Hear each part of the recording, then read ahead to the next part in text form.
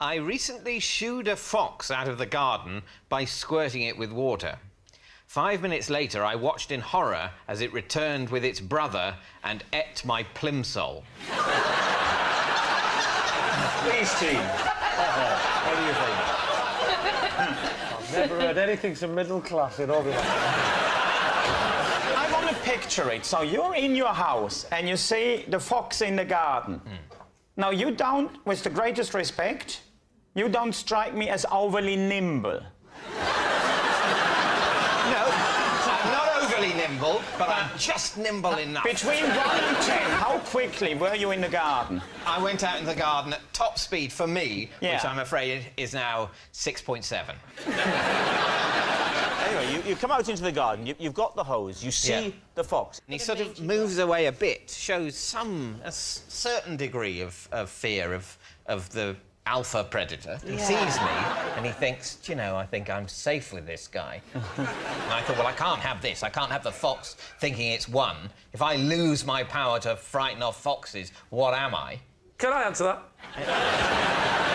So I grab my hose and I swizzle some water at them. I don't want to soak the poor creature. Did you put your thumb on the end? So I did put my thumb on the end, and I directed some water sort of towards the lawn, just kind of between him and me. Yeah. And that's enough. He's off. I bet he went, after the fox went off, I bet he went. Yeah. I forgot he hadn't turned it off. Looked round sheepishly and thought, better get those plimsolls. Are you in your pyjamas? I was wearing normal clothes. Well, David, we've got a different opinion on what normal clothes yes. Did you? It was black tie, not white tie. So, in a nutshell, Yeah. you had a fox in your garden, you come out, water the thing out the garden, then a little while later, it comes back. Two of them come back. Two of them. Now, Yeah. where are you at this point? I'm in the kitchen, Right. noticing they've come back to the garden, thinking, dear, oh dear. There was deer there as well.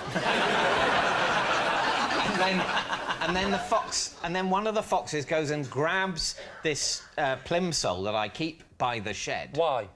For walking around the garden. One plimsoll? What? No, there's two. I keep two. Tiny suggestion, why don't you keep the plimsolls near the back door so you don't have to get your feet wet if it's raining? Well, you're full of home improvement ideas. I don't know, because I'm a moron. What happens to the plimsoll? One of them savages this shoe. What's the other one doing? I don't know. I don't speak fox. If you want to do a proper impression of a fox, I know a woman. Providing you're a tad gullible, will show you exactly. So go on. So I said, "Hello, Mr. Fox. I'm trying to communicate with you. Perhaps you could stop pooing on my lawn." Right, Lee, what are you thinking? Fundamentally, no Englishman leaves a pair of plimsolls as his garden footwear and keeps them by a shed. So you're saying it's It's a lie. a lie? Yeah, I think it's a lie. Well, I'll go with my team, even though I think it's true. Saying it's a lie. OK, David. Squirting foxes in the garden, truth or lie? It is a lie. I thought it was a lie. Yes, it's a lie. David didn't squirt water at a fox only for it to return and eat his plimsoll. I recently shooed a fox out of the garden by squirting it with water. 5 minutes later, I watched in horror as it returned with its brother and ate my plimsoll. Please, team. What do you think? I've never heard anything so middle class in all my